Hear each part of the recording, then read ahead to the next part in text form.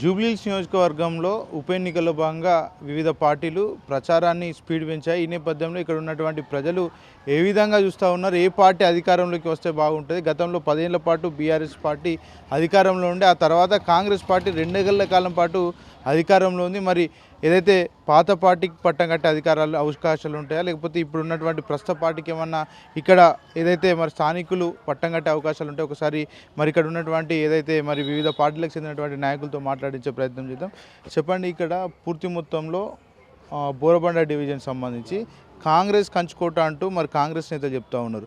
బోరబండకు సంబంధించినటువంటి ప్రజలు ఏం ఆలోచిస్తూ ఉన్నారు, ఎవరు కోటేస్తే బాగుంటుందని వాళ్ళంతా అనుకుంటా ఉన్నారు?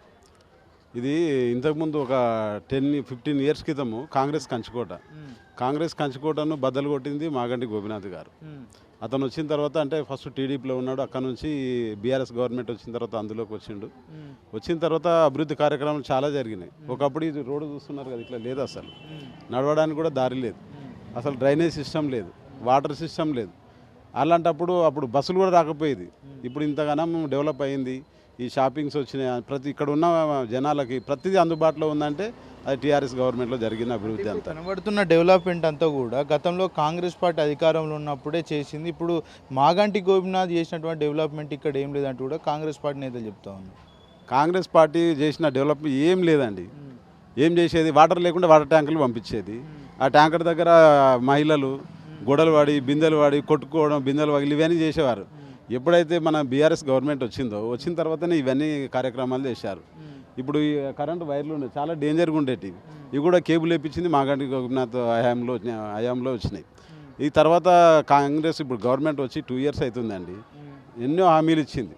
ఇప్పుడు 6 హామీలే కాకుండా ఇంకా వేరే హామీలు కూడా ఇచ్చింది అందులో. ఇప్పుడు అందులో వచ్చేసి ఫ్రీ బస్ ఒకటి ఇంప్లిమెంట్ అయింది. దానివల్ల ఉపయోగం ఏంటండి? ఇప్పుడు మహిళలు చాలా ఇబ్బంది పడుతున్నారు. దాంతోపాటు ఇప్పుడు మాలాంటి వాళ్ళం జెంట్స్కి ఎలా అంటే డబుల్ ఛార్జ్. ఇప్పుడు మా ఇంటి మహిళకు ఫ్రీ, మాకేమో డబుల్ ఛార్జ్. అది ఈక్వల్ అయిపోయింది. ఏం లాభం అది? ఇంకోటి 500 సిలిండర్కి ఇస్తున్నారు, అది అసలు ఇంప్లిమెంటే అవ్వలేదు.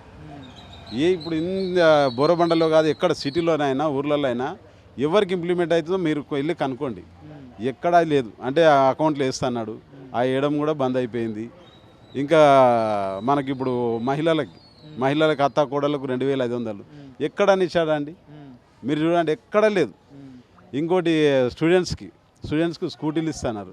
ఒక్క స్కూటీ వచ్చిన వాళ్ళు లేరు, ఎక్కడ తిరిగింది లేదు. అంటే